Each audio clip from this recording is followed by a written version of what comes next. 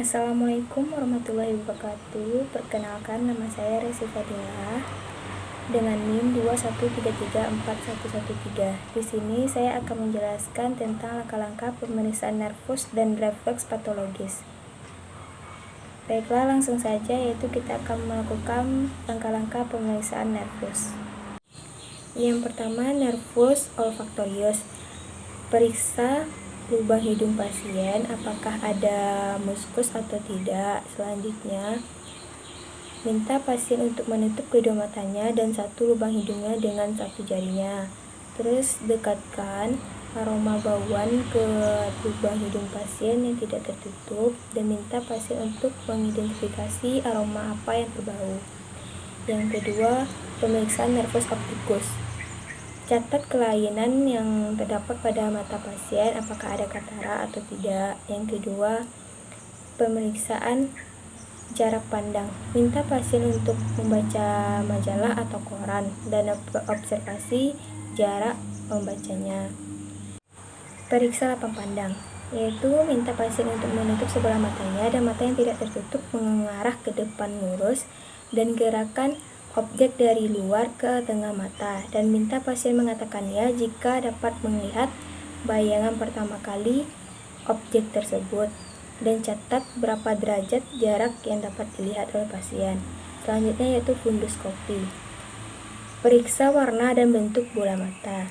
Yang ketiga yaitu nervus oculomotorius, teclear, dan abdusen. Yang pertama tuh mata. Periksa kelopak mata pasien apakah ada udem, ada kelopak matanya jatuh, dan apakah konjungtivanya memerah atau tidak. Yaitu pupil. Periksa kerefleksan cahaya pada pasien. Yang selanjutnya yaitu gerakan bola mata. Gerakan bola mata. Minta pasien untuk mengikuti petunjuk pemeriksa dan periksa gerakan bola mata ke arah 6 arah. Selanjutnya akomodasi.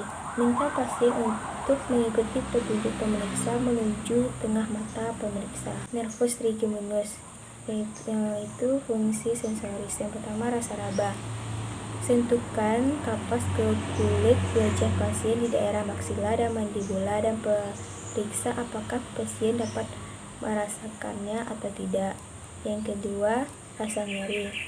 Dekatkan benda tajam ke wajah pasien di dekat daerah maksila dan mandibula dan observasi apakah pasien bisa merasakan atau tidak.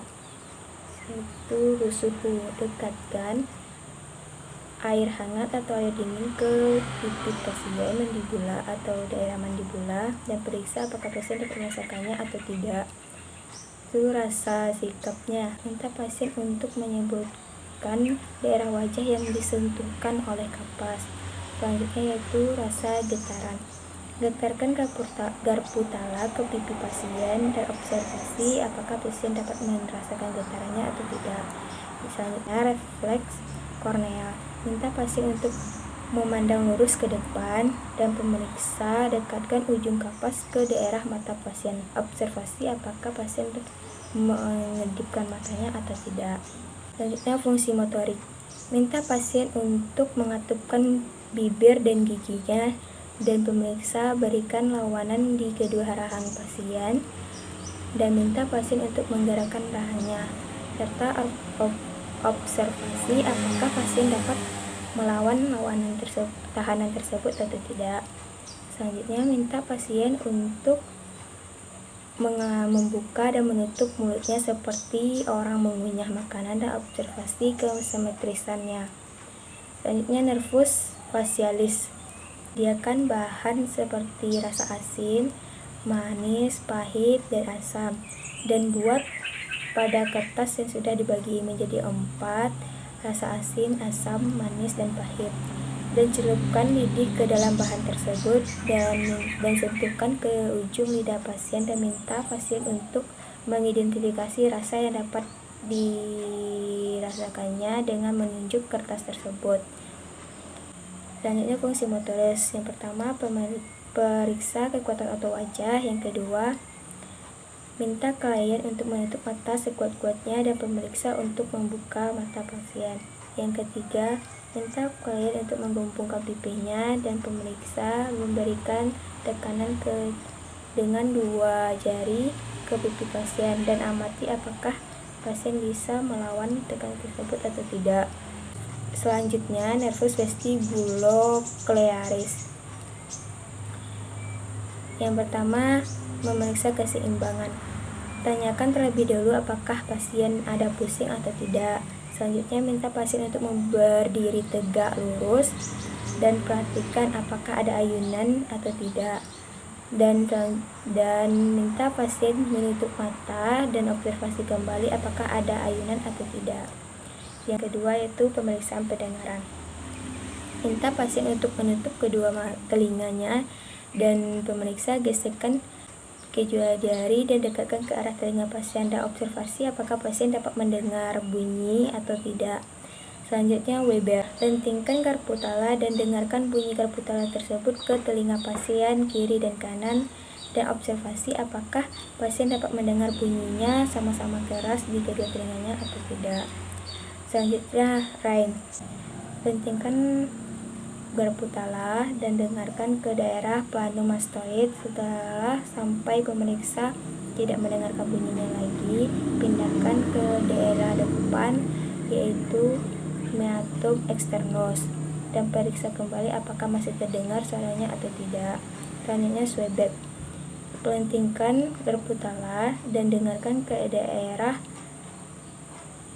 lentingkan karputala dan dengarkan ke daerah processus mastoid sampai pasien tidak dapat mendengarkannya lagi. Terus dekatkan lagi. Setelah pasien tidak dapat mendengar bunyinya lagi, dekatkan ke telinga pemeriksa apakah ada terdengar bunyinya atau tidak.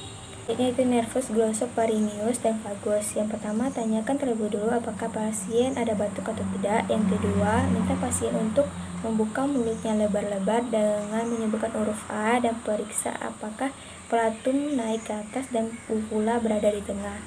Yang ketiga, minta pasien untuk membuka mulutnya lebar-lebar dan dekatkan dan masukkan ujung tong spater ke dalam mulut pasien apakah ada refleks tersedak atau tidak.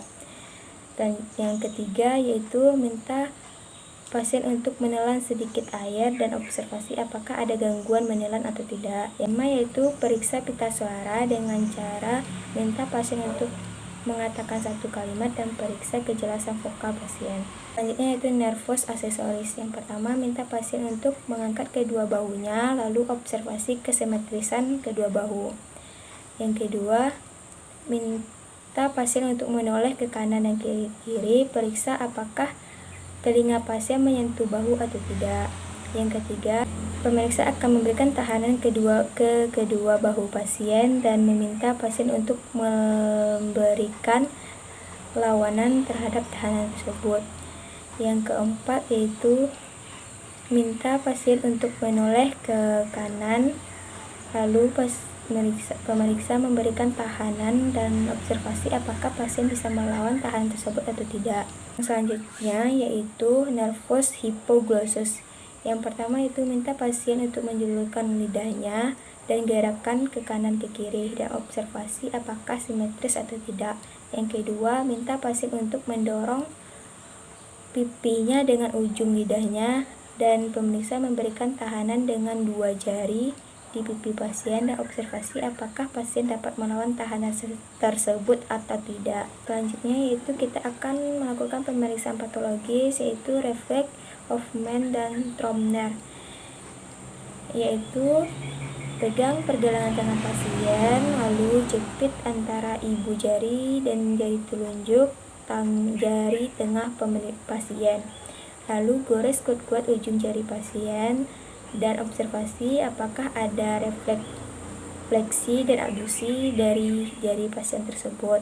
Kedua yaitu refleks Babinski dengan menggoreskan daerah di bagian lateral dengan ujung palu dan periksa apakah ada refleksi dan jari melebar. Selanjutnya itu refleks grup Babinski. Yang pertama itu cadoxing. Caranya yaitu pemeriksa menggores di bawah dan sekitar malleus external dengan ujung palu dan periksa apakah ada gerakan refleksi atau tidak. 2. Gordonsing, caranya yaitu memberi tekanan kuat ke betis pasien. Yang ketiga yaitu Scaversing, yaitu caranya memberikan tekanan kuat ke daerah tendon Achilles dengan kuat. Yang keempat yaitu Oppenheimsing, caranya memberikan tekanan kuat dengan ibu jari dan jari tunjuk ke daerah tibia, kemudian digeser ke daerah distal. Sekian penjelasan langkah-langkah pemeriksaan nervus dan refleks patologis yang dapat saya jelaskan. Jika ada kesalahan, saya mohon maaf. Saya akhiri dengan Assalamualaikum warahmatullahi wabarakatuh.